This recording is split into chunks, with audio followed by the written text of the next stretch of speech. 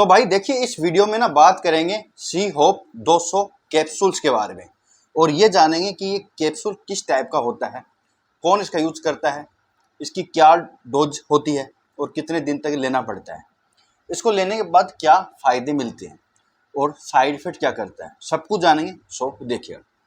तो भैया see hope एक ब्रांड आता है, कोरोनो कंपनी इसको बनाती है। ये 100 mg में आता है, 200 mg में आता है और 400 mg तक ये मिलता है, 300 mg में भी आता है।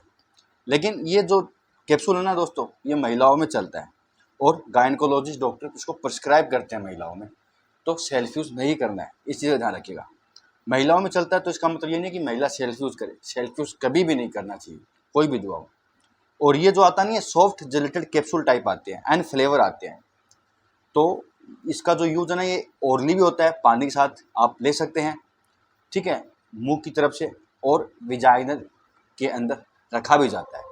यानी कई बार दोस्तों क्या होता है कि महिलाओं में साइड इफेक्ट करता है ये, तो जब साइड इफेक्ट करेगा ना तो ओरली लेने में दिक्कत होगी, तो फिर एप्लीकेटर आता है, एप्लीकेटर के आगे लग के ये विजाइना के अंदर रखा भी जाता है।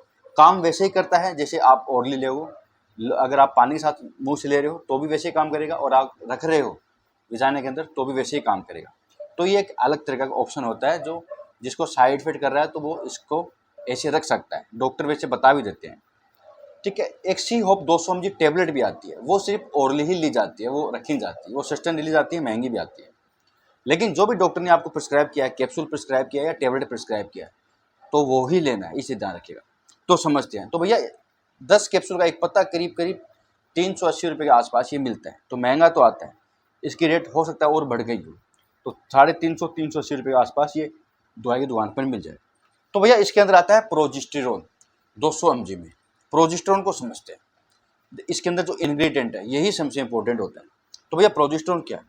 तो भाई प्रोजेस्टेरोन ना महिला का सेक्स हार्मोन होता है, जैसे कि एस्ट्रोजन होता है वैसे ही प्रोजेस्टेरोन होता है। दो तरह के हार्मोन होते हैं महिलाओं में, एस्ट्रोजन और प्रोजेस्टेरोन। तो जब प्रोजेस्टेरोन की कमी हो जाती है ना, तो कई सारी प्रॉब्लम आने लगती है महिलाओं में। जैसे कि दोस्तों पहली आती है वुमेन इनफर्टिलिटी, यानी इनफर्टिलिटी बढ़ जाती है, बांझपन की समस्या होती है, बच्चा नहीं लगता, गर्भाशय में बच्चा नहीं ठहरता है, जो स्पर्म होते हैं वो गर्भाशय में जाके अंडे को फर्टिलाइज नहीं कर पाते। तो कहने का मतलब है उस कमी के कारण, प्रोजेस्टेरोन की कमी के कारण ऐसा हो सकता है महिलाओं में प्रेगनेंसी नहीं आ रही है, तो वहाँ पर डॉक्टर इसको कुछ मंथ के लिए प्रिस्क्राइब करेंगे, जिससे कि अगर प्रोजेस्टेरोन की कमी है उसके कारण अगर बच्चा नहीं लग रहा है तो लग जाता है।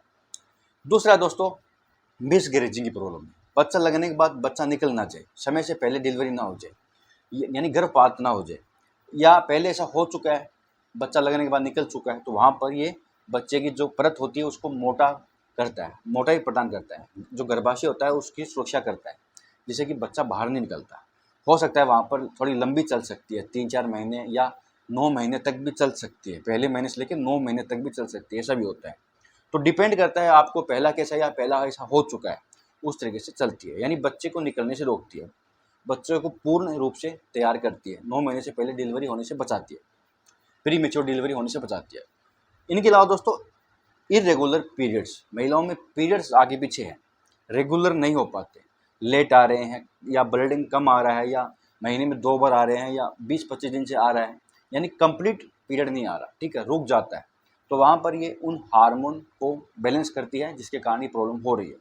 तो हार्मोन इनबैलेंसिंग में चलती है, पीरियड प्रॉब्लम भी चलती है। इनके अलावा दोस्तों कई सारी प्रॉब्लम ऐसी होती है जो महिलाओं में ये काम करती है, तो प्रोजेस्टेरोन इसके अंदर आता है, जो डॉक्टरी सलाह से दिया जाता है। अब बात करते हैं इसकी क्या डोज होती है और कितने दिन तक लेना है। तो भैया देखिए, अलग अलग प्रॉब्लम में ना इसकी डोज अलग अलग ही होगी और ड्यूरेशन भी अलग अलग होगी, लेकिन ये जो टेबलेट, ये जो कैप्सूल आती है ना, ये थोड़ी लंबे चलने वाले आते हैं, मंथ तक चलते हैं, कई मंथ तक चलते रहते हैं।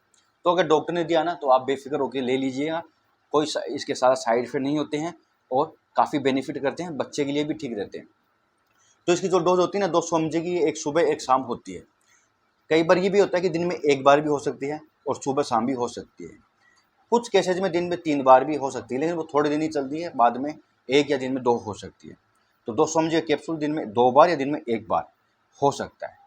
कई बार इसको लेने के बाद साइड इफेक्ट आते हैं, जैसे कि दोस्तों चक्कर बहुत आते हैं इसको लेने के बाद, सर बहुत घूमता है, ठीक है, थकान बहुत ज़्यादा रहती है, वोमिटिंग नोजिया होने का भी प्रॉब्लम हो रहता है इसको लेने के बाद, कब्ज बनता है, पेट दर्द होना, ब्रेस्ट में पेन होना, विजाइना में इन्फेक्शन होना, तो कई तरह के साइड इफ़ेक्ट इसके होते हैं, अलग अलग लोगों में अलग अलग देखे गए हैं। लेकिन आपकी अगर साइड इफ़ेक्ट कर रही है तो डॉक्टर को ज़रूर बताना है। बात करते हैं सावधानी क्या बरतें भाई अगर ये चल रहा तो देखिए, एक तो आप कभी भी सेल्फ यूज़ नहीं करना है। दूसरा दोस्तों, इसकी डोज कभी भी नहीं भूलनी है। अगर भूल जाओ तो जब भी याद है आप तुरंत ले सकते हैं, और इसको लेने से बहुत फ़ायदा होता है, तो कोई भी टेंशन लेने की ज़रूरत नहीं है। एल्कोहल, स्मोकिंग के साथ इसका यूज़ नहीं करना है। बच्चों से दूर रखिएगा, बच्चा दूसरों देखिए अपने आप ही ले लेता है।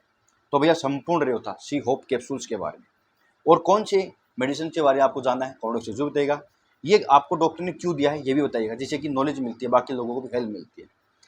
वीडियो इन्फॉर्मेटिव लगा हो तो कमेंट से जरूर बताइएगा। यहाँ तक वीडियो के लिए बहुत बहुत धन्यवाद।